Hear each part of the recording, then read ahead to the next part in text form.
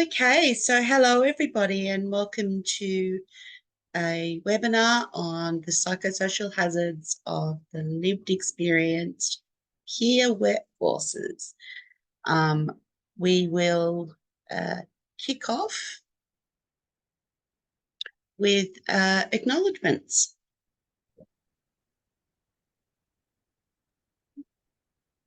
Thanks, Amanda.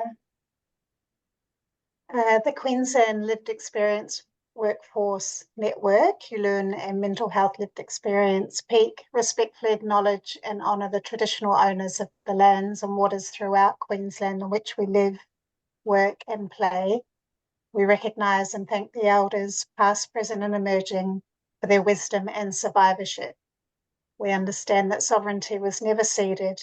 We acknowledge the First Nations peoples in the lived experience peer workforce have a unique experience of workplace hazards, and that the ongoing impacts of intergenerational trauma and social exclusion take time, compassion, and hard work to heal. Absolutely. Thank you, Beck. You might want to put in the chat what lands you're on.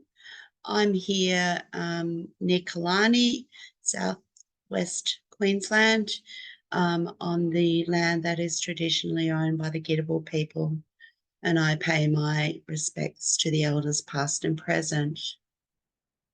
I also wish to acknowledge any First Nations people that we might have here online for this webinar. Thank you. Just very quick housekeeping.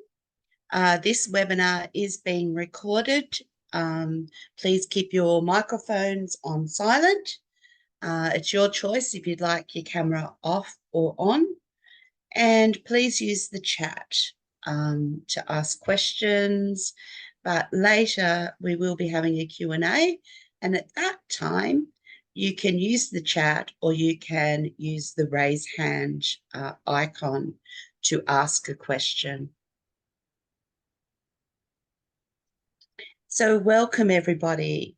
I'd like to now introduce or ask the co-facilitators here with me today to introduce themselves very briefly so you know who we all are.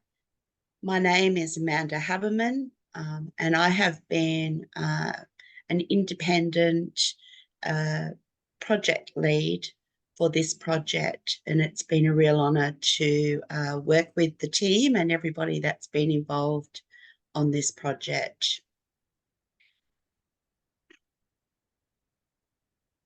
Hi everyone. Quick thumbs up that you can hear me, Amanda. Okay. Yes. Yes. Okay. Hi everyone. My name is Viv Kassan.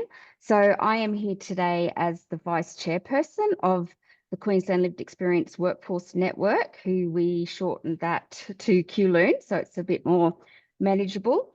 So I identify as a consumer of lived experience, and I have been working in identified lived experience roles for about 13 or 14 years, and come today with my QLEWN hat on. Thank you. I'm Jochen Kulestrup. I'm the CEO of the Mental Health Lived Experience at PEAK Queensland. I also identify as having a lived experience of mental illness and also of lived experience of suicide and suicidality. It's been great to be part of this project and particularly doing this collaboration with QLEWN to get the best outcomes for all. So thank you very much.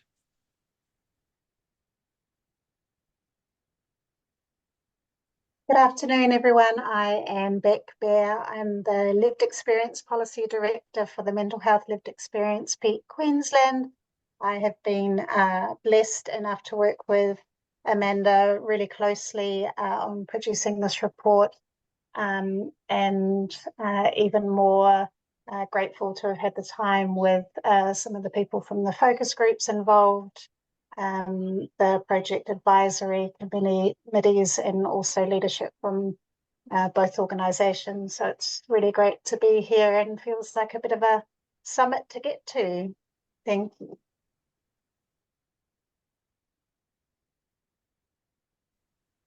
Hello all, my name's Eloise. I'm one of the engagement leads for the Mental Health Lived Experience Peak Queensland. I'm here as a bit of a newbie today, which is exciting because I haven't worked on this project personally. Got to see some beautiful faces around the office during the focus groups, which was awesome.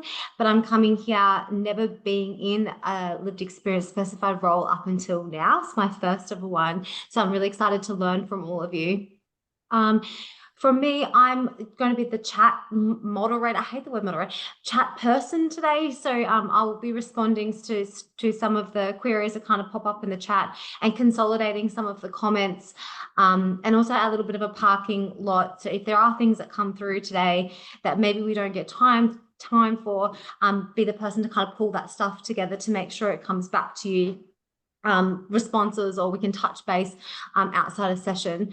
My weird housekeeping is I popped my phone number in the chat. If there's something that comes up and you want to touch base outside of session, or you just want a phone call or a text later, feel free to drop me a line. You're more than welcome to. But yeah, so I'm just going to be the face behind the weird tech person, not a chatbot, but a real human on the other end of it. So thank you for having me, and thank you for all of your hard work for this piece of this amazing report. I'm really excited to learn from you all. Thanks, Eloise. Thanks, Viv, Beck, and Jorgen. It's great to be part of an amazing team. So this project was a partnership between QLEWN and MHLEPQ. And just in case you aren't aware, I'm going to ask Viv and Jorgen just to talk a little bit about the organisations. So QLEWN is still a fledgling organisation, but we did initially start back in 2017. It was basically a group of people who were working in identified lived experience roles who started to get together to meet to discuss issues that we were coming across and recognising as issues that perhaps needed progressing or some support around. It was also around the time that the Queensland Mental Health Commission did finalise and publish the lived experience framework. So there was quite a good momentum happening around acknowledging that this workforce was growing and emerging and having specific needs around that. So around 2018, 2019, we ran a few forums and had a lot of feedback and consultation with identified lived experience workers, and we decided that we would progress incorporating QLEWN as an organisation, which finally happened in the end of 2021. So, like I said, still fledgling. We are volunteer based, so progress has been quite slow, but we certainly have a vision around providing some sector leadership for the lived experience workforce so that we can have a united voice on the needs of the lived experience workforce and progress the agenda of the needs around that particular workforce. We're not providing any opportunities for skill development at this stage, but certainly working on a way that we can promote skill building and training and development around the workforce. But the main thing that we're doing at the moment is providing system level advocacy. So certainly trying to make sure that there is a seat at the table whenever we're discussing workforce issues around system and services design, delivery and evaluation. So yeah, it's an exciting time for the lived experience workforce. I think QLEWN is going to be a very important piece of the puzzle in terms of progressing our workforce and growing our workforce. And certainly there's a lot of system level initiatives happening in 2024 that QLEWN is really excited about the prospect of being involved in. So we are a membership-based organisation, still growing. However, if you are interested, you can go to our website for more information. I will just note that the link for membership is currently down as we're just changing platforms. So I'll pop an email address in the chat so that if you've got any inquiries about either the organisation and our purpose and our priorities or membership, please feel free to give us an email.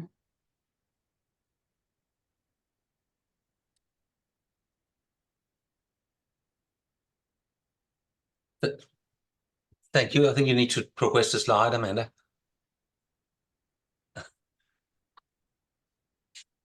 Yeah, I'm trying to. It's okay. Well, in the meantime, I'll start talking a little bit about the Mental Health Lived Experience PEAK, or MHLEPQ, as we are currently known. We are also a relatively new organisation. We have really been operational for about 18 months. There was a bit of a period before that in terms of setting up and making us ready as an organisation. We were established following a co-design process led by the Mental Health Commission in terms of what a consumer PEAK should look like in Queensland. We are funded through the Queensland Health and the Community Services Funding Branch to provide systems advice and advocacy for Queensland Health. But our remit is to provide systems advocacy and advice much broader to all in terms of all mental health and all lived experience generally. When we were first established, we decided to tackle some of the easy and straightforward issues first. So we took on things like coercive practices, human rights, and psychosocial hazards that we said, well, they might be the ones we can really sort out pretty fast, and then we can get to the more difficult issues after that. And so that's sort of the process we've been going on for the last 12 months. You might be aware that we launched a report late last year that says that talks about coercive practices. And so this is sort of the third big report. We did provide a report to the mental health inquiry for the Queensland Parliamentary Inquiry late last year as well. So that's really the essence of the PEAK. We are a member-based organisation. You can join the PEAK by going to our website, and I think our link is working at the moment. So you can actually join through the PEAK. It's important for us that we have as many consumers as possible who join and become part of forming that collective voice. Through that process, there's different requests coming through for different consultations that you will be informed on. We have bi-monthly member meetings. There's different special interest groups at the moment we're working on for members who have an area they're particularly interested in. So it's your pick. So if you are based in Queensland, if you self-identify as a consumer who have an experience of mental ill health or suicidality, it's a PEAK that is open and available to you to join and become part of. Thank you, Jorgen and Viv. I'd like to do a recognition of people of lived experience. As you've just heard, what's been really exciting about this project is that we've all been people of lived experience that have been involved. So I'd like to take a moment to recognise people of lived experience, especially those whose shoulders we stand on, who have fought the fight to help us be here today. Those who bravely and courageously spoken up and used their lived experience to bring about change. I'd like to also acknowledge those people of lived experience who we've lost too soon and who have gone before us. I'd like to recognise our our voiceless brothers and sisters who are currently incarcerated on CTOs, involuntary inpatient units, those that are homeless, living in poverty, and those that aren't here, that for whatever reasons cannot be here because of lack of resources. But I do also want to acknowledge all of you here tonight. Thank you. I recognise that you are coming here after hours in your time, and recognise the emotional labour that goes into our work, our lived experience work, that is often unrecognised and undervalued. So thank you all for being here. So what I'm going to do now is talk with the PowerPoint for probably about 15 minutes with a little bit of a presentation. And then we're going to go straight over to questions and answers. So this project, and I really want to stress that I'm here talking on behalf of the team, and that team was all lived experience. We had the two partnering organisations who were what we call the PPOC, the Partnering Oversight Committee. Then we had a lived experience advisory group of just phenomenal, amazing people. And we worked together on this project and the aim was really to identify the unique workplace psychosocial hazards of the mental health and suicidality lived experience peer workforce working in Queensland's health system. So the project aimed to provide a lived experience perspective on ways to improve and manage the identified workplace hazards. And I just want to stress that the focus of this project was on the system deficits rather than on the individual deficits. So the methodology, it was important that we used a methodology that was lived experience, that put the value on that personal knowledge, that lived experience knowledge and perspectives.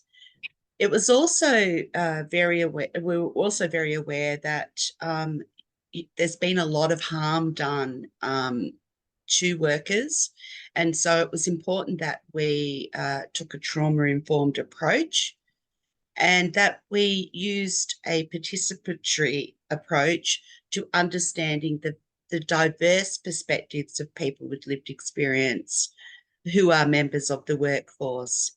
We really wanted to get the insiders' insights into what would help and change and improve the workplaces of which our workforce work in. So there was lived experience debriefing was available to everybody that participated in this project, and that would prove to be very important, knowing that people had somebody to talk about or talk with, because often these experiences were very traumatic and brought up a lot for people. So the project, how did we get there? We started with a desktop lit review. We also then went into our consultations with the statewide online surveys and focus groups, and then the report.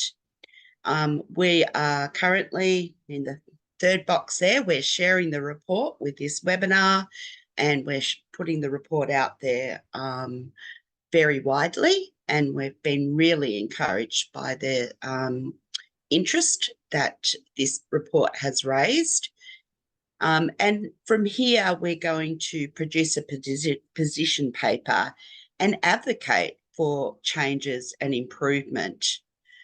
So if you haven't already, obviously this is just going to be a quick overview of the report. That's what it looks like. If you haven't got a copy, it is on the MHLEPQ website. There's a link there to get the full report and be able to read that, which I think will be very important. The consultations were, so the project was Queensland based, and we had 3 focus groups, 1 face-to-face and 2 online, 1 for rural and remote and 1 after hours, with a total of 21 participants attending those 3 focus groups. We then did an online statewide survey that was available between October and November, and there was 24 survey questions that were co-designed by the project team. We had a total of 43 participants complete that survey. So one of the things that we found throughout the consultations was that not everybody understood what a psychosocial hazard was. And if I'm honest, at the beginning, I was pretty green and in my knowledge about it as well. So I guess we just felt we needed to define what a psychosocial hazard is. And a psychosocial hazard is anything that could cause psychological harm. And we're talking in particular about within a workplace. So there are lots of common psychosocial hazards at work, and this doesn't just apply to our lived experience workforce, this applies to everybody. And so there are some common psychosocial hazards that have been identified, and these are, I'm not going to read them all out, but they're there, and there's probably more. And so what we realise is that a lot of these hazards, what we heard was a lot of the lived experience workforce were experiencing these common psychosocial hazards at work. But what we needed to do was to dig deeper to find out what are the psychosocial hazards that are unique to the lived experience workforce. So yes, there is the common ones, and you can see in this table 5 that's in the report, there was a lot of common psychosocial hazards that were identified by our lived experience workforce. But when we dug a bit deeper to find out what were unique to the lived experience workforce, we identified moral distress, disregard of the emotional labour in lived experience peer work, and epistemic injustice. It was important for us to really, in the report, to really share what we heard from our consultations. And so in the report, pages 20 to 27, there is a table that names a psychosocial hazard and what it looks like in practice, because sometimes it's hard to find language and words for it, but also what it can feel like. And that part of the report, I strongly recommend that you have a read of. This is just one example, but there's quite a few pages there of it. So we dug a bit deeper and we looked into these 3 that we've identified. So moral distress is something that it's an emotional state that can occur when a person feels ethically compromised in the course of their work, or they're required to act in a manner that is contrary to their personal and professional values and undermines their personal integrity and authenticity. So that one, that that was a hazard, that moral distress can, if it's not addressed, can lead to moral injury. So that was a really important one that we identified was there. The other one was a disregard for the emotional labour required to do this work. Emotional labour is, putting on that happy face, displaying certain emotions to meet the requirements of a job. It's like showing up to work when you feel like, the reality is your life's falling apart. It's putting on that happy face, and lived experience workers often need to do this a lot more in their work. And then thirdly, epistemic injustice, big word there, but big words, but basically it is injustice related to, sorry, I'm just hearing, yep. It is injustice related to knowledge. So it includes exclusion and silencing, systemic distortion, misrepresentation of one's meaning or contribution. We heard the words like gaslighting, not being believed, not being valued, undervalued, one's status or standing in communicative practices, and unfair distinction in authority and unwarranted distrust. So these were the 3 psychosocial hazards that are unique to the lived experience peer workforce. The shift then went to, so what can we do about it?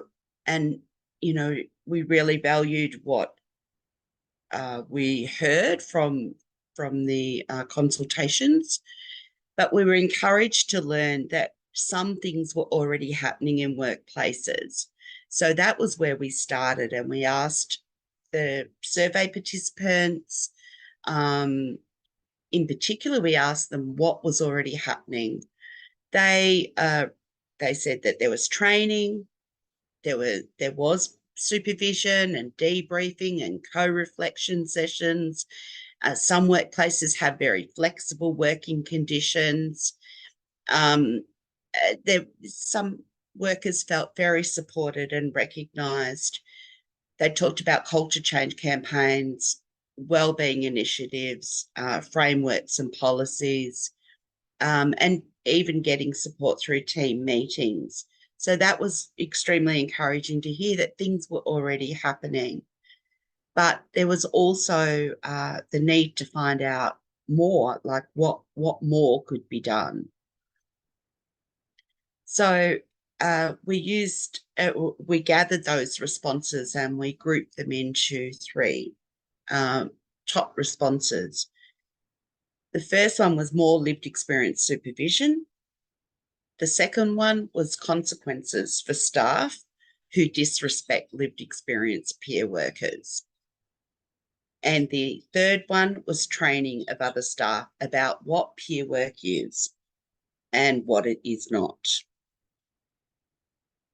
So a thematic analysis was used, and that's a method of grouping the data that we got from the consultations and putting it into topics and ideas, and that was then formatted into the recommendations of the report. And we came up with 7 recommendations. The first one is about organisations engaging peer workers, that they need to conduct a peer worker resourcing assessment, because peer workers don't always have adequate career opportunities, and they're not adequately resourced for the work assigned to them. That kept coming out over and over again. So this was our first recommendation. Often even they mentioned that there wasn't the resources for professional development or to do ongoing training. They weren't offered that. They're not given the resources that other employees in workplaces are given. The second recommendation was that organisations employing peer workers should ensure appropriate peer-based supervisory structures are in place. So yes, we heard that some workplaces have got supervisors there. We also heard that a lot of peer workers are out there alone without any kind of professional supervision. And I guess we're talking about more than just operational line management, but actually suitable qualified peer workers supervising their peer workers or lived experience workers. The third one was workplaces engaging peer workers should conduct mandatory training for all staff. So a lot of organisations have not followed guidelines, I suppose, about providing information to other staff about before they brought on peer workers or lived experience workers into their workplace. And yeah, that a lot of the issues are just that kind of not knowing or understanding what lived experience work is. The fourth one is about ensuring that there's ongoing training and development opportunities for the peer workforce. You know, we hear about the Cert 4, we hear about the intentional peer support being offered, but the other training that we heard was not necessarily lived experience training. So it is important that employers are providing the right kind of training and ongoing and opportunities for professional development. The fifth recommendation was that employers engaging a peer workforce should ensure lived experience is represented at all levels of the organisation.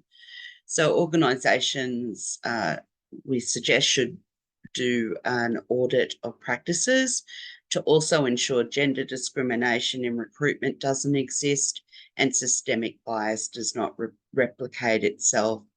So, you know, it's not just about bringing in peer workers. We need to be bringing in and creating positions right throughout the organisation that are lived experience.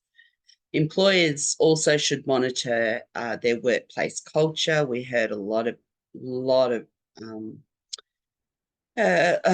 of information about workplace culture not being particularly difficult,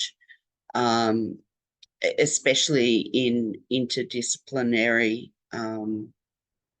organisations where there was lots of power struggles going on. So that was definitely a big one. And also 7, ensuring that workplace rules are applied fairly, consistently, and in an unbiased manner, ensuring that there is transparent grievance and appeal processes, and promote and encourage a positive and fair work environment. So this report wasn't meant to capture every single psychosocial hazard or every person's experience of psychosocial hazards in the workplace, rather to highlight in a broader sense why we need to look at psychosocial hazards and what we can do to address these hazards as a matter of priority. We know this was a very small project and it's had its limitations. Right now, we're not looking for feedback on the report. The aim of the report is twofold. It's to inform a position paper that we are writing, and it's to start the conversation, to start the advocacy discussions so that our workforce has what it needs to be able to thrive. So where to now? I'm going to hand over to Jorgen for to just talk about the position statement. Thank you. Thank you very much, and thank for that overview of the report. It was really useful. The concept of what we are hoping to do is with the evidence that we have gathered through that report is to create a joint position statement between QLEWN and the MHLEPQ. It's meant to be a high-level statement about, so it's not so much sort of the granular details as it's the principles that come through, this principle learnings we've had through that. And it's really meant to be a call to action around the findings of the report about how do we actually make sure that that meaningfully gets captured. It's meant to deal with principles more than detail. So it's not so much we shall implement exactly this recommendation X, Y, Z, as it would be around we should implement the recommendations that come from the report and finding ways of doing that. What is important about position statements, it sort of nails the colors of the organization to the mast. It binds organizations to have this position until we take another position. And therefore, it's important that a position statement have a level of practical flexibility, so it deals with principles, but also allows the organizations to sort of work around the situations we find ourselves in and how things are changing over time. And a position statement hopefully should stand the test of time, so it shouldn't be something that applies to something that is just immediate here and now, but should talk to something that is true over a period of time rather than just now when we launch the report. So I hope that makes sort of a level of sense. So how can we do that? If we can get the next slide. You click along. It's just taking It might its only time. click when you're not muted. That's okay. What we're trying to do is, with this position statement, talk about the psychosocial hazards that are faced by us as workers when we work in lived experience roles. And that's why we framed it around people who are employed for the purpose of specifically in paid identified roles. Because once we do that, it creates obligations between employers and workers. So an employer have an overarching duty of care to mitigate hazards that are reasonably foreseeable to the extent that it is practical to do so. So it's sort of, if we can actually make sure that a hazard become reasonably foreseeable and actually come up with ways that is reasonably practical to deal with it, that creates an obligation to do so. So our legislation provides a very high level duty of care to everyone in a workplace. A code of practice, we have a psychosocial code of practice for managing workplace hazards, is part of that legislation, place obligations on the employer, but it's at a very high level dealing with all different workplaces at all different places. What we can do is we can develop industry practice guides. So that's generally done between employers, between employers, unions, and organizations such as QLEWN and the PEAK, that can work out, sit with employers, say what is reasonably practicable to implement, and that then becomes part of the framework. So that sort of becomes binding on the employers to say, you have to do this, or you have to do something that is at least of an equivalent structure, equivalent quality, as a way of mitigating it. What is really important when it comes to workplace health and safety is, whereas a lot of the things we're doing with the mental health generally deals with the individual, say how do we actually make the individual fit, the individual resilient, the individual deal with these issues. When we talk about workplace health and safety, we are bound to do systemic addressing the issues systemically. So we actually have to deal with the hazard rather than the individual. What can we do in the workplace to make sure that people don't get exposed to that hazard and get injured by that hazard at a systemic level rather than how do we make people strong enough to withstand what we throw at them.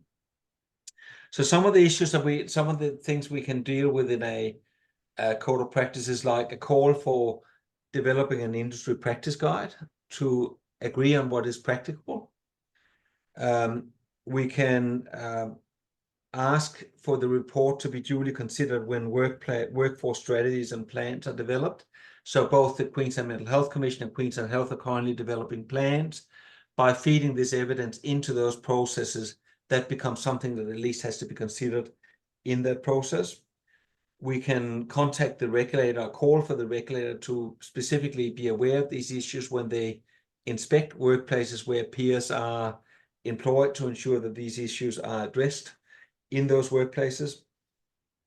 And we can make calls for election of specific lived experience workplace health and safety representatives to take the lived experience as as a workplace health and safety issue in the respective workplaces.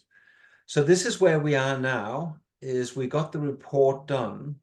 We're in the process of starting developing the position statements, and that would be done over the next month or two between QLEWN and MHLEPQ. And we will do consultation starting from today about what sort of things at a high level, strategic level, should we deal with in a position statement that comes through.